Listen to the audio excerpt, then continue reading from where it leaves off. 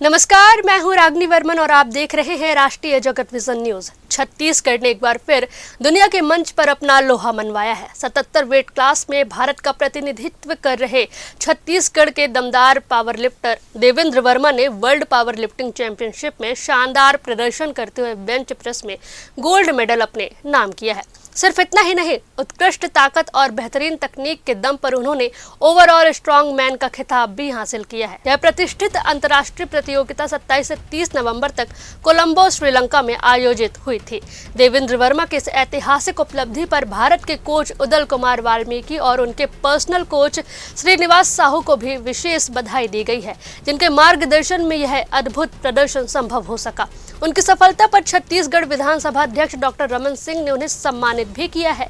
सम्मान समारोह में नगर निगम उपनेता प्रतिपक्ष दया सिंह सहित कई गणमान्य जन उपस्थित रहे। देवेंद्र वर्मा की यह उपलब्धि न केवल छत्तीसगढ़ बल्कि पूरे देश के लिए गर्व का क्षण है। उनका यह प्रदर्शन आने वाले युवा खिलाड़ियों के लिए प्रेरणा का नया स्रोत बनकर उभरा है। फिलहाल इस खबर में बस इतना ही। देश प्रदेश की हर बड़ी अपडेट के लिए राष्ट्रीय जगत विजन न्यूज को सब्सक्राइब करें और बेल आइकॉन जरूर दबाएं।